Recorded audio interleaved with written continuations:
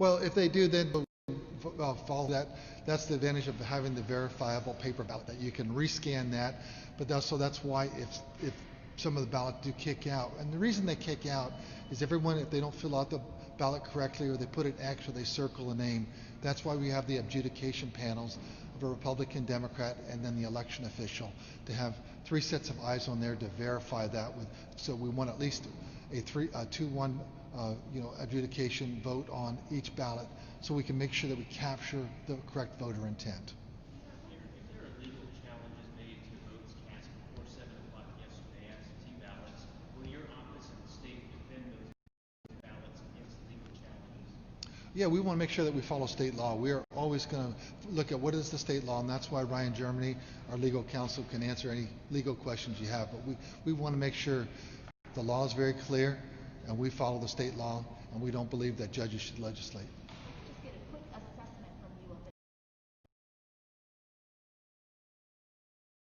the timing this is taking with the count. Is this taking longer than you expected? Started actually the process of separating out the absentee ballots.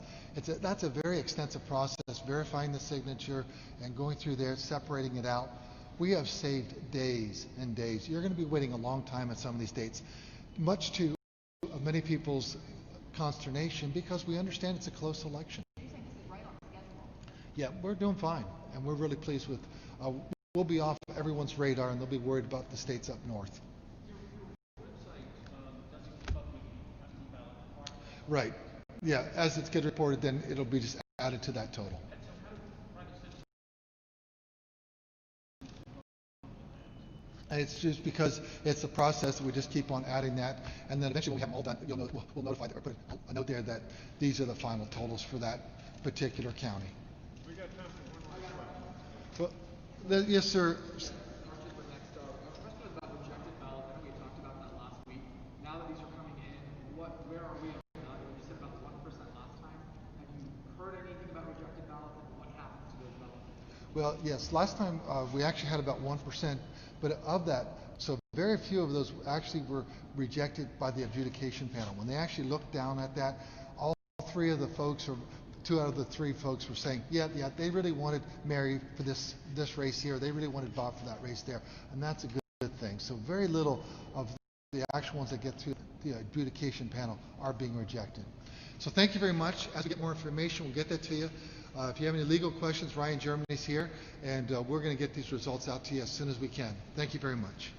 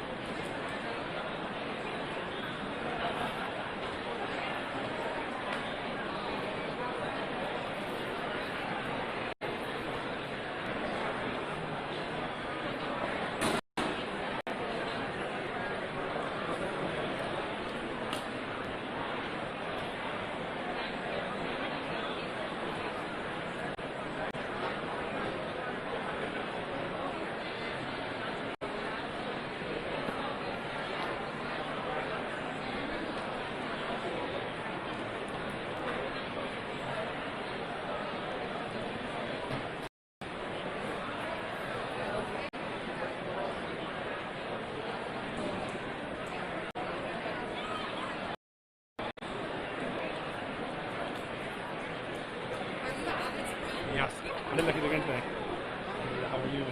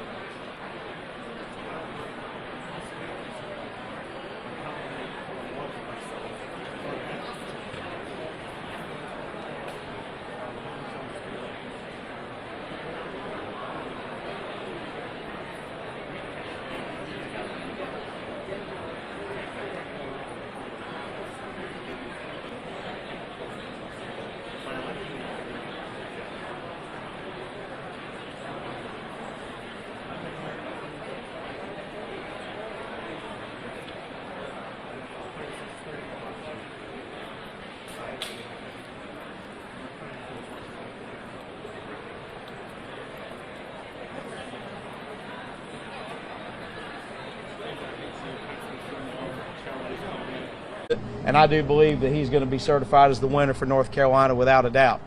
And I think you can look at that and see what happened on the judicial races. For example, you had a complete sweep. By the way, congratulations to your son. He's going to be an amazing Supreme Court justice. You had a complete sweep of all 8 of those races. And that's a recognition, I believe, that North Carolina voters know that Republicans really stand for safety and security around the state. They know the policies that we've put forward are working, the fact that North Carolina, despite COVID-19, is still in really good financial shape. Now, we have some sectors that are going to need some help, and we're all prepared to go back to work and make sure that we get that done.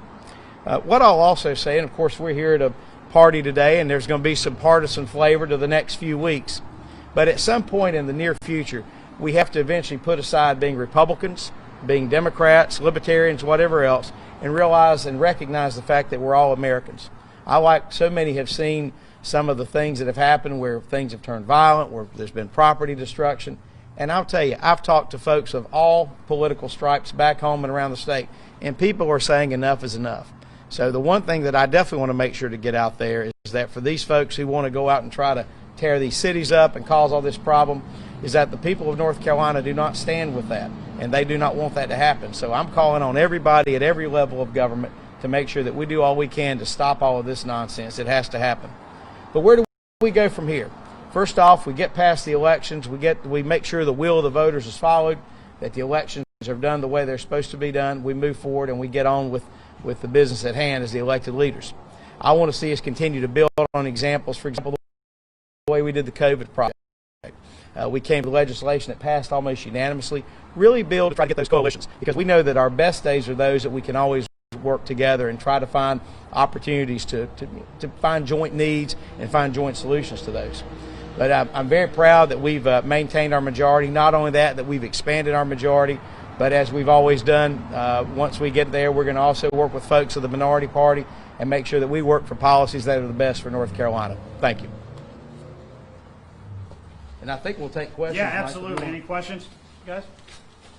So if you just quickly say, will you folks seek re-election to your leadership positions in 2021? Yes, I will be running again to serve as Speaker. Yes. You going to run as Speaker too? I don't think they'll let me do that, but no, I'm I think the rules say that, but really. you're going to run for Senate leader. Yes. Yeah. Just what are your thoughts on Governor Cooper's reelection and Can you repeat the second half? Attorney General? Yeah, so I think that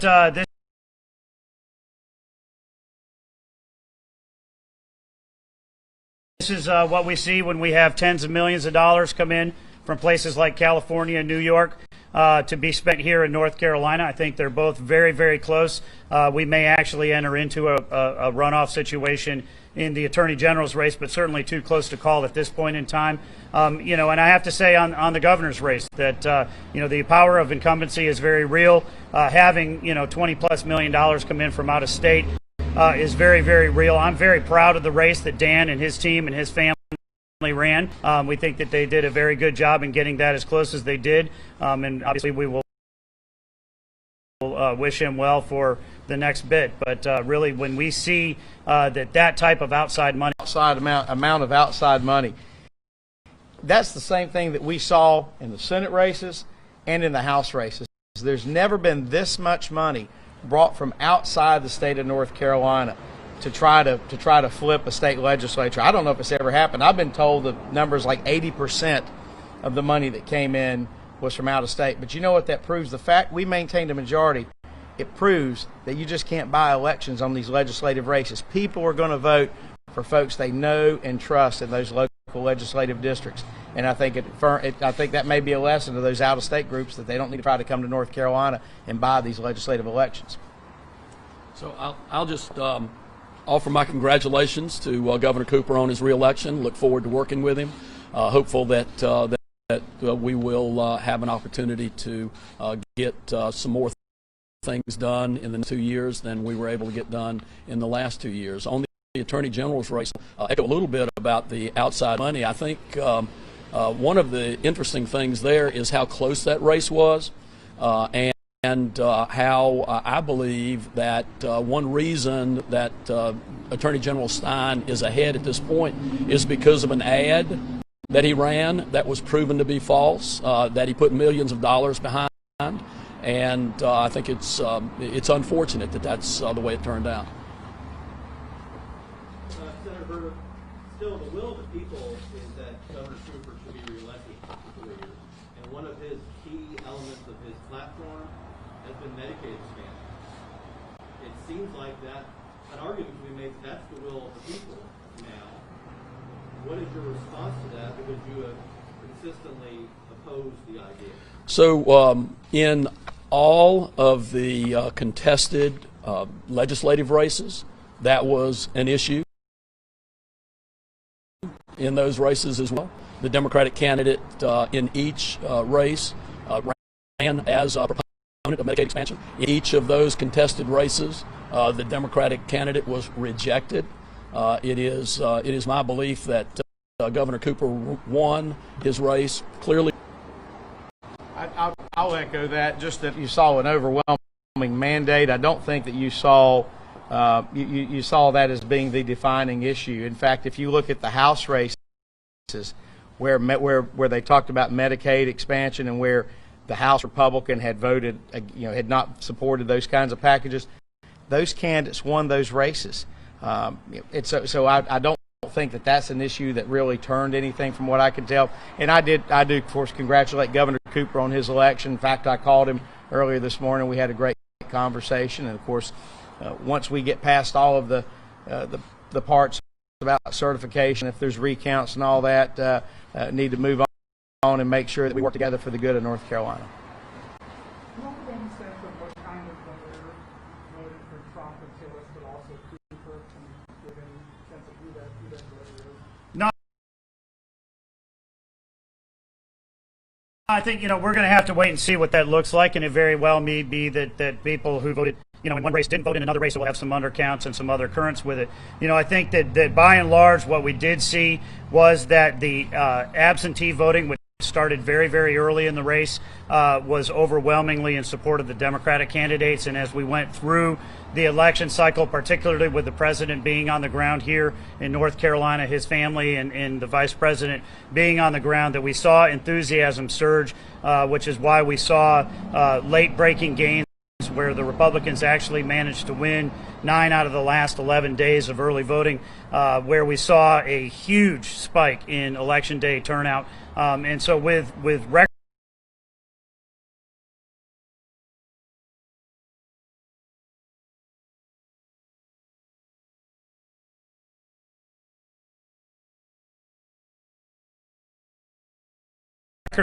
turnout across the board, for there to be a good win for the president, a good win for Senator Tillis, we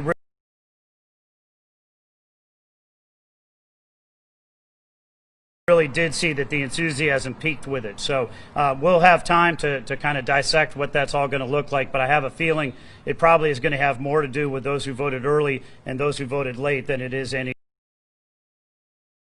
other particular, partisanship or other issues. How do you feel like the process worked in this state? Obviously, North Carolina allowed the processing of votes early, which Pennsylvania did not. Right.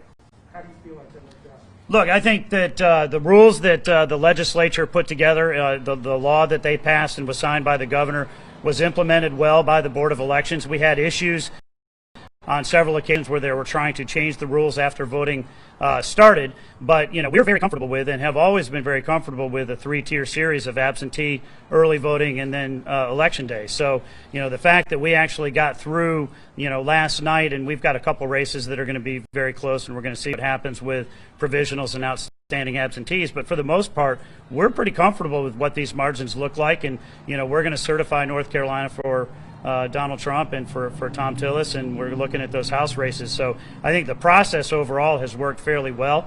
We just need to make sure that we get through this last counting of the provisionals and seeing what's going on with the absentees and get everything certified. You want to follow up on this?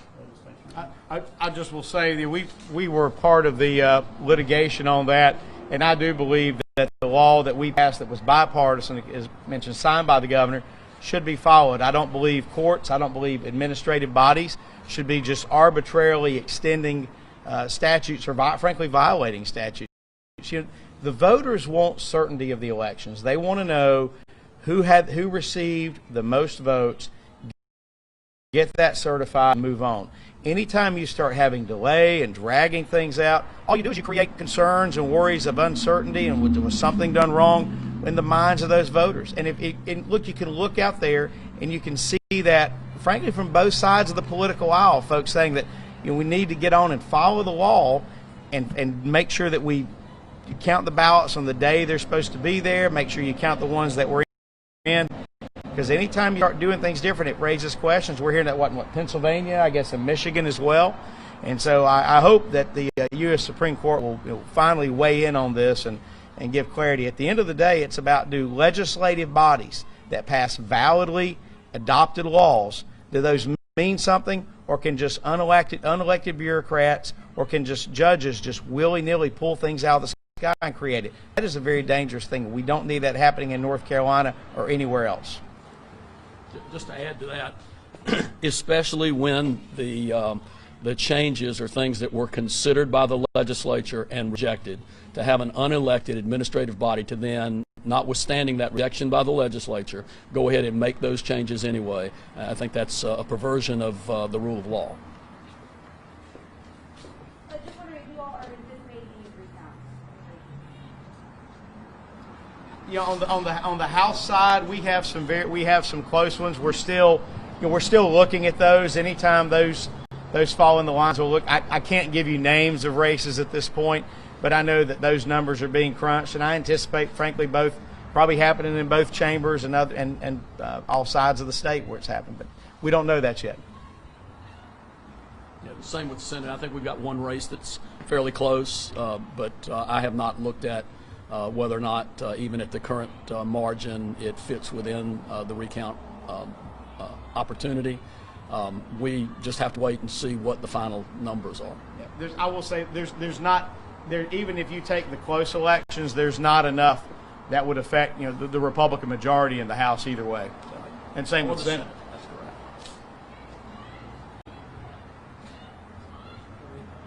Go ahead, Gary. You don't have to go long on this, but you know, redistricting will be coming up in 21. Do you think it'll be done differently compared to the 2010 cycle? Particularly, do you see 2019 and how you did it in 2019 being more of a model or a template to go about with redistricting? I would say on the Senate side, that's going to be the point we would start from, is the way we handled things in 2019. We'll see if that's a way for us to do it, but uncertain at this point. Yep. I think we just need to look at the process. I like the way that we did the open process where everything happened. I think that was a great model. It was, of course, there we were changing existing districts. When it comes to really to the 2020, you're going to have you've got a census. You're going to have new districts based on population. So you're going to have major shifts. That's going to be a difference. I don't know that folks have fully realized the extent of shifts. You're going to see more districts concentrated in your urban and suburban areas as opposed to the rural areas, just because of the shift in population. So as opposed to a lot of the trimming around the edges like you saw in this last time, you're going to start with a blank slate and go from there for legislative races, congressional races, and everything. But I've been very proud of the way we have done redistricting. And I want to echo what Senator Berger said. You know, there's all this talk. You'd hear folks on the Democrat side saying gerrymander, gerrymander. Well, the districts that a Republican majority was elected with, folks need to get a little history. In 2010, when Republicans took the majority, we were elected with maps drawn by Democrats. This year, we were elected with a majority with maps that largely were dictated by what a Democratic map drawer had done. So there ought to be the end of this talk about gerrymandering and all that. That's why Republicans are in charge, because we have now, through these cycles, proven that is not the case. The reality is the voters of this state chose to have a Republican majority in the state Senate and in the state House. And every time these groups want to come in and try to attack, they're really insulting those voters, frankly. They're not respecting the will of the voters in those districts around the state who know those senators, who know those House members. You know, you come to statewide races, right? It's kind of hard to get in and just see. You don't generally run into the governor at the food line, right? I mean, it just doesn't happen. But the thing about legislative candidates is that we are in such small areas. We're among our constituents on a regular basis, church, school, the grocery store, wherever it is. And those communities know their legislators. And so I can't stress that enough. I think it goes to the fact about the out-of-state money as well. At the end of the day, have confidence in the voters and respect their decision. So I do hope that all that talk ends. But as we move forward to redistricting, what I don't want to see is another decade of endless litigation, continual redraws, sniping about this. The people want us to get on to important business. I would be scared to venture a guess as to how many hours and how much money was spent with these constant attacks of our district, Senator Berger. It just was unreal. And at the end of the day, we drew districts basically the way the Democrats wanted them, and we have Republican majorities. So hopefully that'll be the end of that conversation. But again, we're going to move on with it next year, and maybe this time, North Carolina will not be the top litigated state when it comes to redistricting. Recognize that the voters of this state decided they wanted a majority of Republicans in Congress, a majority of Republicans in the legislature, and by the way, an amazing United States Senator in Tom Tillis.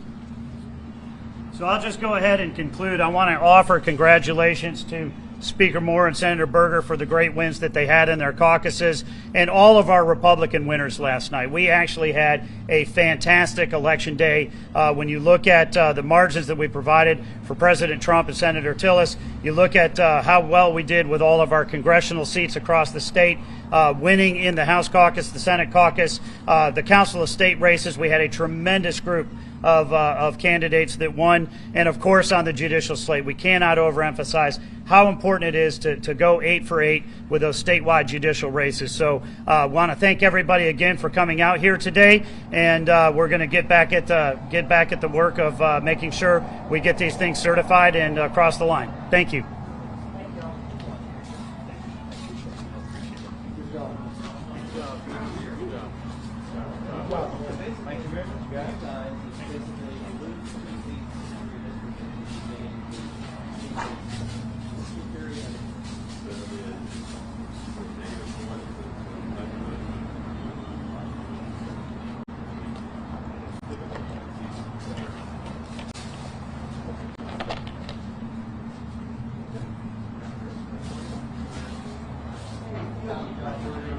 Oh, it's Gary. We hit our ceiling on that third.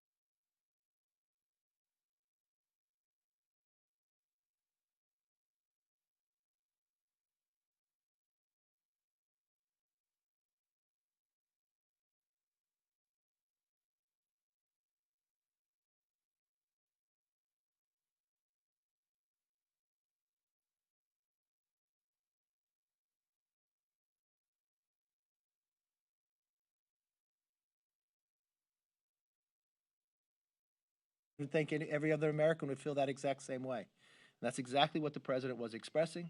I know you want to try to express something different to it. I know you'll be upset if the president wins re-election again, but the American people have a voice.